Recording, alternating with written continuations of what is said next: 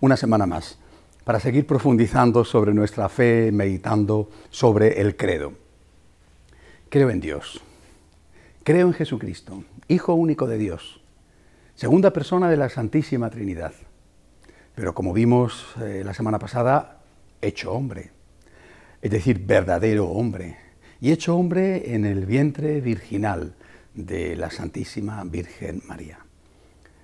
Hemos meditado sobre lo que significa la figura de la Virgen. Nunca profundizaremos en ello bastante.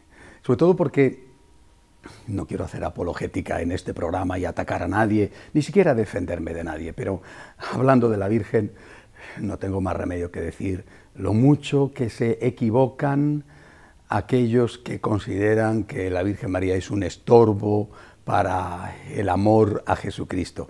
Ya dije la semana pasada que para nosotros la Virgen María nunca ha sido Dios, nunca ha sido una intermediaria que supusiera un obstáculo para llegar a Jesús. Al contrario, nadie amó a Jesús como le amó su madre, y por lo tanto, para amar a Jesús del mejor modo posible, lo que debemos hacer es imitar a María. Y cuando algunos nos acusan de querer muchísimo a la Virgen, a mí me gusta contar una anécdota. Sinceramente no sé de qué santo fue, pero la he leído. Un santo que amaba muchísimo a la Santísima Virgen, en un momento fue a hablar con Jesús y le dijo: Señor, estoy preocupado. Quiero tanto a tu madre que no sé si no me estaré pasando. A ver si la voy a estar queriendo demasiado y te voy a estar ofendiendo a ti. Y cuentan que el Señor le habló medio riéndose y le dijo: no te preocupes, por mucho que la quieras, jamás la querrás como la quiero yo. ¿Es que acaso los que atacan e insultan a María piensan que agradan a Jesús? ¿Qué concepto tienen de Jesús? Jamás podrían darme a mí una alegría insultando a mi madre. Si alguno pensara que para darme a mi gusto hay que insultar a mi mamá, se estarían equivocando completamente. Al contrario, diría: un momento, por favor, me estás ofendiendo en lo que más quiero. Por lo tanto, ni la Virgen María es una diosa que se enfrenta con Dios, ni es un tapón que nos impide acercarnos al Señor, sino que es la mediadora, la que nos acerca a Él, aquella que tenemos como modelo para saber cómo amarle. Y además, por mucho que la amemos, nunca, absolutamente nunca, la estaremos amando como la amó, como la ama su Hijo. Y cuando la ofendemos, no, que nadie piense que eso le agrada a Dios. Estas barbaridades que dicen algunos de algunas sectas contra la Virgen, creyendo que así dan gloria a Dios, es porque simplemente o no saben lo que hacen y lo que dicen, o no creen en el fondo que Jesucristo sea un auténtico hombre, porque a un auténtico hombre lo que le molesta de verdad es que insulten a su madre. Y a un verdadero hombre lo que le gusta de verdad es que honren, aplaudan y den cariño a su madre. Por lo menos los bien nacidos. Otros quizá no tienen esa suerte. Para nosotros, seres humanos normales, amar a nuestra madre es algo natural. Y defender a nuestra madre también. Jamás a Jesús le agradará que insulten a su madre y jamás a Jesús le molestará que amen a su madre. Leía el otro día también otra cosa muy curiosa. Me gustaba mucho, llegaba un señor al cielo que había querido muchísimo a la Virgen y Jesús le recibía, le daba la bienvenida y le decía: pasa, pasa, mi madre me ha hablado muchas veces de ti. Yo no sé si en el cielo tendrán estas conversaciones madre e hijo, no me extrañaría nada, pero desde luego estoy seguro de que el que ama a María no solamente no molesta a Jesús, sino que le agrada y hace todo lo posible por amar a Jesús como le amó su madre. Todo esto para completar el importantísimo tema de la Virgen de la semana pasada. No podemos hacer una presentación de nuestra fe sin hablar de María. Pero nuestro Señor no solo nació en el vientre de María y ya está, sino que fue un hombre verdadero en todos los aspectos. Y por eso dice el Evangelio, el credo, que nació bajo el poder de Augusto y después creció, fue crucificado y padeció en tiempo de Poncio Pilato. Bueno, aunque la semana que viene hablaré con detenimiento de lo que representa nuestra fe en en la muerte y en la resurrección de Jesucristo, quisiera detenerme en este punto, bajo Poncio Pilato. En el credo se da un nombre concreto, un personaje histórico, Poncio Pilato, que fue gobernador de Judea. Es decir, estamos poniendo historia, estamos cifrando, datando el acontecimiento. Jesucristo no es un mito, no es un personaje cuya existencia se pierde en la noche de los tiempos y que ha llegado a nosotros en una nebulosa, quizá con una parte histórica, pero sobre todo mítica. Jesucristo no es un personaje del cual no podemos conocer nada real sobre él. No podemos saber exactamente dónde nació, cuándo, cómo. Al contrario, Jesucristo es un personaje 100% histórico. Esto es muy importante decirlo. Verán ustedes por qué. Pero es lo primero que tenemos que decir. Jesucristo es historia. Jesucristo no es una leyenda, no es un mito. Ni siquiera, como algunos han pretendido decir, es un núcleo histórico muy pequeño. Sí, ciertamente existió, pero después adornado, embellecido, falseado por una serie de leyendas que se fueron acumulando, adhiriendo a lo largo de los siglos y buscando además determinados intereses de poder o de riqueza. Esto no es así. Yo les recomiendo que busquen ustedes el primero de los 3 libros que publicó sobre Jesucristo Benedicto XVI. En el primero de esos libros hace el Papa Ratzinger una introducción que debería de ser lectura obligatoria de todo católico, con esa capacidad del Papa Benedicto de expresar lo más profundo de nuestra fe de manera que pueda ser accesible, no digo que por todos a lo mejor, pero sí por la mayoría. Ahí se afronta el problema y se da una respuesta a ese problema. El Papa Benedicto, que fue profesor universitario y que quizá por eso aprendió a explicar bien las cosas, no solamente a saber, sino a saber explicar, hace un recorrido en esa introducción sobre todo lo que ha sucedido en estas décadas. Ya llevamos muchos años, que esto sí que no es un problema posconciliar, sino que, al contrario, es un problema muy preconciliar y que quizá después se culmina con algunas desviaciones del posconcilio. ¿Qué es lo que dice el Papa Benedicto? Que han intentado separar el Cristo histórico del llamado Cristo de la fe. Y que han dicho, ilustres, sesudos y aparentemente sabios personajes, han dicho que lo que cuentan los evangelios sobre Jesucristo sí tiene un fondo histórico, pero que en su gran mayoría es inventado. Y que no podemos saber realmente cómo era Jesucristo, cómo nació, qué enseñó. Ni siquiera podemos estar seguros de si murió como dicen que murió, o incluso de si murió. Y por supuesto que no resucitó. Es decir, estas personas que tienen un prejuicio, es decir, que antes de acercarse a la figura de Jesús ya han emitido un juicio, no he estudiado la figura de Jesús y he llegado a esta conclusión, sino yo ya tengo mi juicio previo, mi prejuicio, y voy a leer el Evangelio con este prejuicio.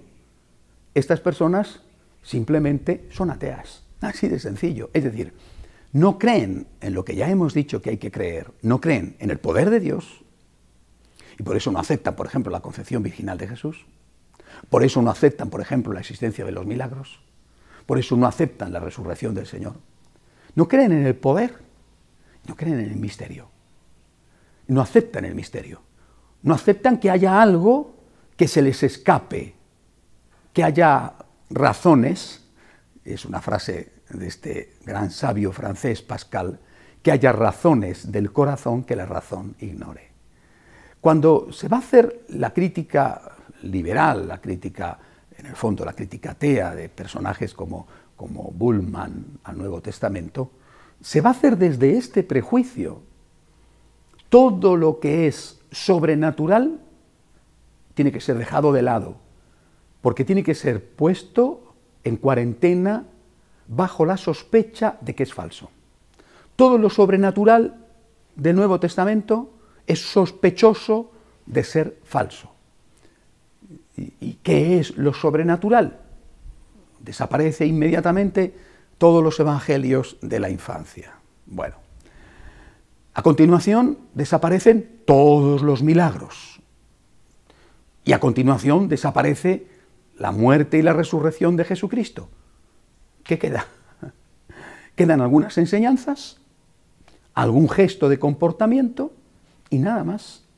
Incluso esas enseñanzas, estas personas que han dicho que todo lo sobrenatural es sospechoso de falsedad y hay que obviarlo como si no existiera, incluso esas enseñanzas dicen, algunas de ellas eran debidas a su época y por tanto no hay que hacerlas caso. Han matado a Jesús, simplemente, han matado a Jesús. Se cumple aquella frase tremenda de Santa María Magdalena, cuando en la mañana de Pascua se acerca al sepulcro y lo encuentra vacío y ve a Jesús resucitado, no le identifica y le pregunta, creyendo que es el jardinero, se han llevado a mi Señor y no sé dónde lo han puesto. Jesús entonces se le identifica llamándola por su nombre, con el dulce tono, inconfundible tono de su voz, esa voz de la cual él había dicho, mis ovejas escuchan mi voz, me reconocen y me siguen. Se han llevado al Señor y no sabemos dónde le han puesto. Esa impresión tuve yo cuando empecé a estudiar teología. Se han llevado al Señor y no sabemos dónde lo han puesto. Y esta impresión tiene mucha gente cuando se acerca a determinados cursos bíblicos, no todos, pero sí muchos, en algunas parroquias, ¿no? Se han llevado al Señor y no sabemos dónde lo han puesto. La fe de nuestros padres parece ridiculizada, burlada, es estúpido creer en ella, es de ser un ignorante, es de ser un anticuado. Creer que Jesucristo nació de María Virgen, bueno. Creer que Jesucristo hizo milagros, por favor, ¿a dónde vas? Tú estás en otra época. Creer que Jesucristo resucitó, pero hombre, ¿cómo vas a creer en la resurrección de Jesucristo? Simplemente han perdido la fe, eso es todo, han perdido la fe. Es decir, han perdido la fe de la Iglesia, la fe de los primeros, la fe de María Magdalena, la fe de Pedro, la fe de Juan. Han perdido la fe de aquellos primeros que aceptaron la muerte, que buscaron la muerte antes que traicionar al Cristo que habían oído, que habían tocado con sus manos. Todo esto, para estos súper listos, no vale nada. No vale nada. Ni la fe de los primeros, ni el resto, la fe del resto de los católicos en 2000 años de historia. Ellos dicen, todo lo que es sobrenatural es falso. Y lógicamente, quitando, se quedan prácticamente sin nada. Repito, les aconsejo, busquen ustedes el libro del Papa Benedicto XVI, el primero de los 3 libros sobre Cristo, lean la introducción. Son pocas páginas, lean también el resto del libro y naturalmente los otros 2 libros, pero lean la introducción, es imprescindible. Se darán cuenta de cuál fue el problema, cuál sigue siendo el problema.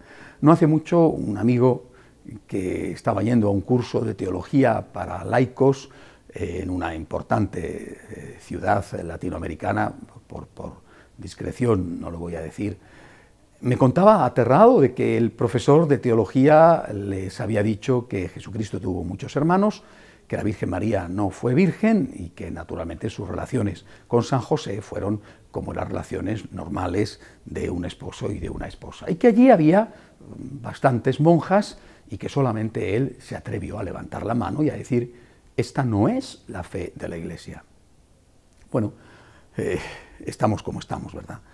Yo hace unos cuantos años, es decir, mucho antes, me encontré cuando estudiaba teología con un profesor, no voy a decir la universidad donde estudié, muy prestigiosa, que nos decía que no había resurrección ni de Cristo ni la nuestra y que somos simplemente polvo que vuelve al polvo. la confusión es inmensa. Y por eso nosotros tenemos que proclamar la fe de la Iglesia. Yo soy católico. La semana que viene entraré con detenimiento en cuáles son los argumentos, por ejemplo, de la resurrección. Pero hoy me basta con decir esto. No hay dos Jesús. No hay dos. Es decir, hay un único Jesús. El Jesús histórico es el mismo que el Jesús de la fe. El Jesús histórico es el mismo que el Cristo en el que creyeron y en el que creo. Hay un único Jesús. Y la historicidad de los evangelios está plenamente confirmada. Buscando negar esta historicidad, dijeron que los evangelios habían sido escritos muy tardíamente. Incluso llegaron a decir que los evangelios eran el fruto de la odiosa, para ellos, Iglesia de Roma, que buscaba el poder y que manipuló los textos evangélicos para justificar su deseo de predominio sobre el resto de las iglesias. Pero cuando uno estudia seriamente, se da cuenta de que ninguno de los evangelios, por ejemplo, hace ni una sola referencia a un hecho histórico como fue la destrucción de Jerusalén en el año 70 por Tito.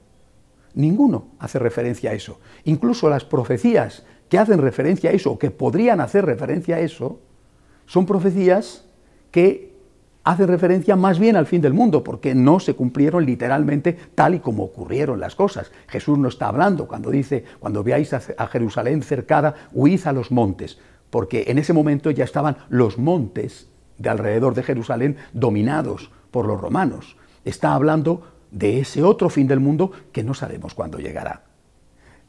No hay ninguna referencia en el Evangelio que demuestre o que nos haga pensar, porque están escribiendo de hechos ya ocurridos y que conocen, no hay ni una sola referencia que demuestre que fueron escritos después del año 70. Incluso el Evangelio que se da por más tardío, como el de Juan, probablemente también él fue escrito antes de esa fecha. Y desde luego el Evangelio de Marcos. Es decir, los Evangelios se van a escribir muy pronto. Todo parece indicar que la conversión de Pablo es en torno al año 33. Es decir, muy pocos meses después de la muerte de nuestro Señor, de la muerte y resurrección de nuestro Señor. Y desde luego todo parece indicar que lo mismo que hay textos, la primera carta de San Pablo a los tesalonicenses, por ejemplo, escrita muy pronto, es decir, en torno al año 45, hay textos de los evangelios, quizá no la redacción completa de los evangelios tal y como hoy la conocemos, pero sí lo esencial a partir precisamente de la muerte y resurrección de Cristo, que ya empezaban a circular por escrito muy tempranamente. ¿Y esto qué significa? Significa que si hubieran sido cosas inventadas, estaban los testigos allí, estaban los testigos que lo habían visto, estaban vivos los testigos que habían visto la curación del leproso, la curación del paralítico en la piscina probática, estaban los testigos que habían visto cómo había muerto Jesús, estaban los testigos que habían visto cómo había resucitado. Si tú te vas a inventar una historia, la sumerges en la noche de los tiempos. Hace 2000 años existió un personaje, no hay nadie que haya vivido hace 2000 años y que te pueda decir es mentira. Pero que tú estás contando una historia que acaba de ocurrir, corres mucho riesgo. Corres el riesgo de que los que lo vieron, los que fueron testigos, digan esto es una paparrucha, esto es una falsedad. Repito, es muy importante dejar esto claro. Los evangelios son libros históricos, en el sentido de que narran cosas que ocurrieron históricamente. ¿Eso significa que son libros de historia? No. O sea, un libro de historia no entra en el alma de la persona. Un libro de historia dice hechos. El Evangelio cuenta hechos y cuenta mucho más. Entra en el alma del personaje, en la intención del personaje. Nos transmite la vida del personaje. Pero lo que cuenta son hechos históricos. Creo que es fundamental tener esto en cuenta, porque de lo contrario somos víctimas de este prejuicio, que es un prejuicio ateo, un prejuicio que además tiene su origen en una escuela protestante, contra la cual, por cierto, después los protestantes van a reaccionar fuertemente con las llamadas iglesias fundamentalistas. Pero no es ni en su origen católico ni en su desarrollo, es católico. Para nosotros, los evangelios son libros que nos cuentan la verdad. Ciertamente que detrás de cada milagro, por ejemplo, hay una enseñanza, sí, pero ese milagro es verdadero. Es decir, si Jesús cura a un ciego, está curando a un ciego, pero a la vez está diciéndonos que tenemos que dejar de ser ciegos para ver, por ejemplo, el sufrimiento de los hombres. Si Jesús cura a un mudo, está curando a un mudo, pero a la vez está dándonos una lección. Tienes que dejar de ser mudo y tienes que ponerte a hablar para defender la defensa de la vida, la defensa de la familia, la defensa de los legítimos derechos de los trabajadores, la defensa de la paz. No seas mudo delante de esta realidad, dale voz a los que no tienen voz. Es decir, el milagro es un hecho histórico que implica una lección, que implica un mensaje. Por eso al milagro se le llama un signo. Es un signo del poder de Dios que actúa a través de Jesucristo. Es un signo que tiene un significado, que tiene una enseñanza. Pero es un hecho histórico. Yo quisiera que esto ustedes no lo dudaran en ningún momento.